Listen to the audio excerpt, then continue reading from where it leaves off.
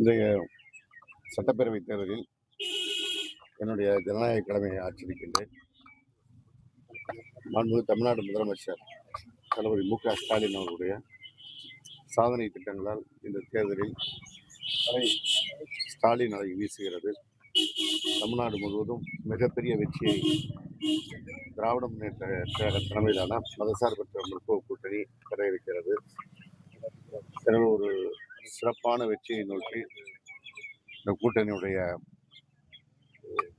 பலம் இன்றைக்கு வெற்றிகரமாக இந்த தேர்தலில் பிரதிபலிக்கிறது. தமிழ்நாடு திராவிட மாடல் 2.0 ஆட்சியை காண இருக்கிறது. இந்த தேர்தல் ஆணையம் ஒருதலை பட்சமா செயல்படுது. எதிர்கட்சிகள் பல இடங்களில் தேர்தல் ஆணையத்தோட நடவடிக்கை பலத்த சந்தேகத்தை ஏற்படுத்தியிருக்கிறது. இந்து தேர்தல் ஆணையத்துடைய தலைமை தேர்தல் ஆணையர் ஞானேஷ்குமாருடைய நடவடிக்கை எல்லா சந்தேகங்களுக்கும் மூல காரணமாக விளங்குகிறது.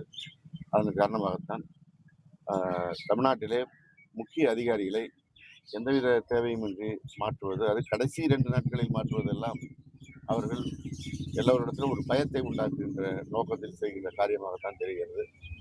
தேர்தல் ஆணையம் ஒரு உச்சநீதிமன்ற நீதிபதியை கொண்ட குழு மூலமாக தேர்ந்தெடுக்க வேண்டியதை எல்லாம் தவிர்த்து விட்டு முழுவதும் ஆளுங்கட்சியின் பலத்தோடு வருகின்ற அளவிற்கு பிரதமர், ஒரு அமைச்சர், எதிர்கட்சி தலைவர் என்ற முறையில் அமைக்கப்பட்டு இந்த பணி தொடங்கிய போது இந்த சந்தேகத்தை எல்லா எதிர்கட்சிகளும் எழுப்பினார்கள்.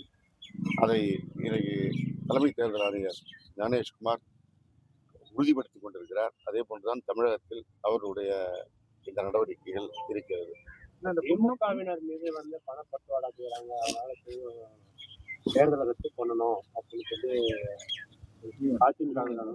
பல அதிமுக வேட்பாளர்களுடைய இடங்களில் இருந்தே பணம் பறிக்க எடுக்கப்பட்டிருக்கிறது. அதே போன்ற பல்வேறு கட்சியினுடைய இடங்களில் இருந்து எடுக்கப்பட்டிருக்கிறது. எனவே அதிமுக தான் இத்தனைக்கும் மூல காரணம் என்கின்ற செய்தி தொடர்ந்து வருகின்ற ஊடக செய்தியின் மூலமாகவே தெரிய வருகிறது. இந்த அரியலூர் நேற்று ஈவினிங்ல அதிமுக அதாவது டோக்கன் என்ற பெயரில் நோட்டீஸ் கொடுத்து கொண்டிருக்கிறார்கள். அதை மக்கள் நம்பி வாக்களிப்பார்கள் என்று எதிர்பார்க்கிறார்கள். இவர்களை போன்றவர்களை எல்லாம் பார்த்தவர்கள் தான் தமிழ்நாட்டு மக்கள். இவர்களுடைய இந்த ஏமாற்று வேலைகளுக்கு யாரும் பலியாக மாட்டார்கள். அவர்கள் நடத்துகின்ற நிறுவனங்களிலேயே அவர் எத்தகைய நடவடிக்கை எடுக்கிறார்கள் என்பது நம்ம பகுதி மக்கள் அறிவார்கள். எனவே இதெல்லாம் நம்முடைய மக்களிடம் பலிக்காது.